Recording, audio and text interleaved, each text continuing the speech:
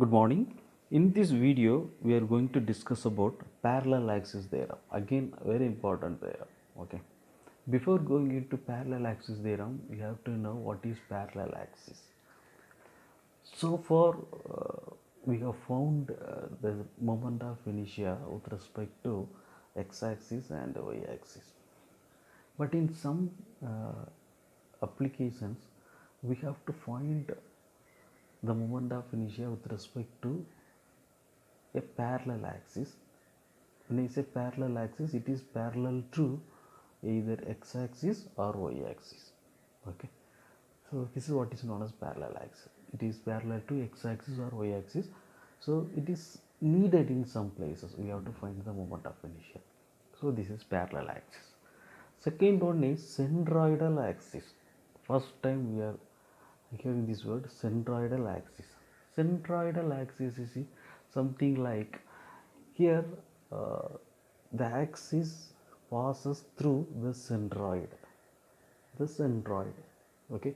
Centroid is the point, it is a geometric point where the area is assumed to be concentrated. We already discussed this in our previous videos.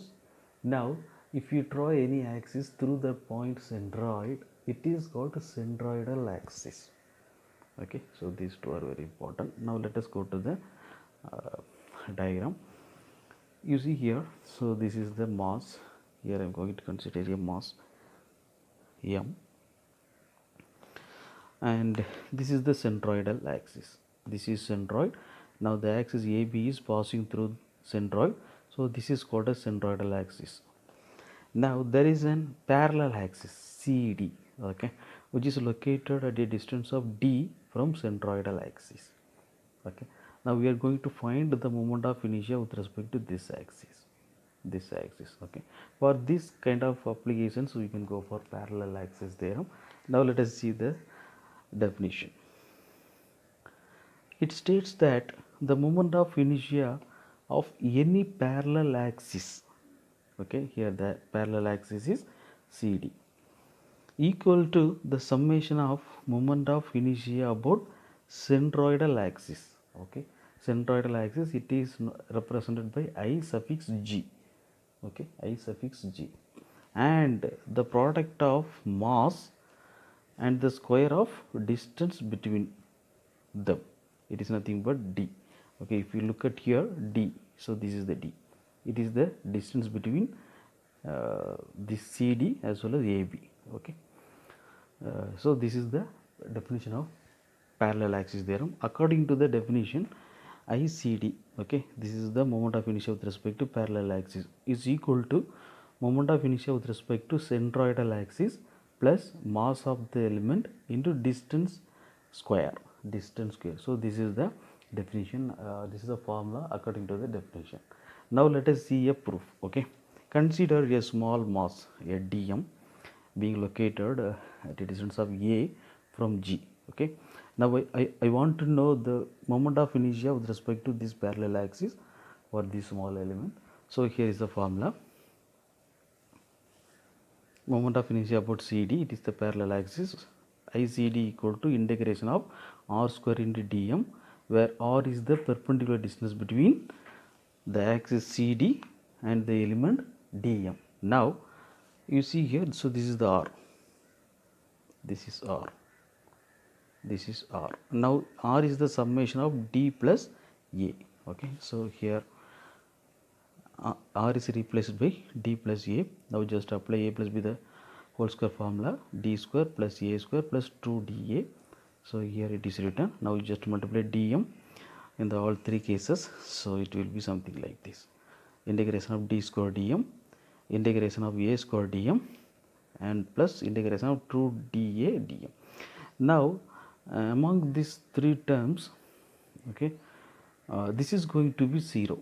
Why? Because if you see here, integration of ADM means integration of dm is nothing but the concentration of the mass. Okay, if you look at the sentence, ADM, moment about the centroidal axis, is 0.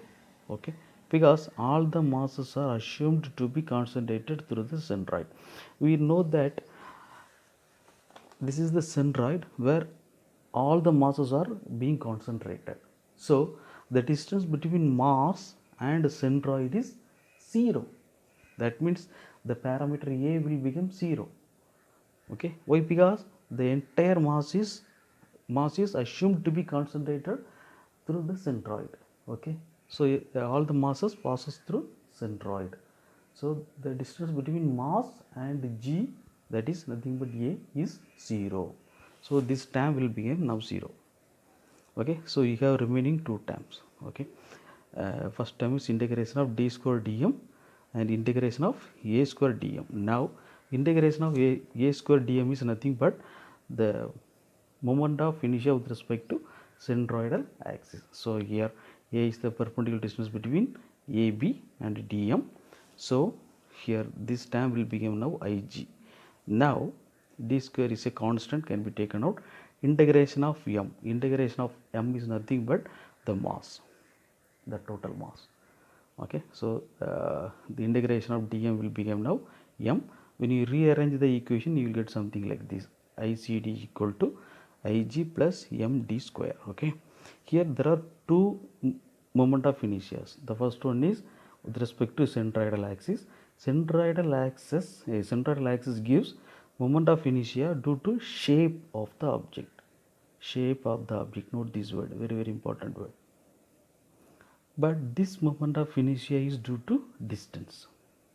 This moment of inertia is due to distance. Okay, so moment of inertia with respect to distance, moment of inertia due to shape, these two will add the moment of inertia with respect to parallel axis. Okay, so this is what parallel axis. Please remember this formula, very very important formula. Okay, thank you. We will meet in the next video.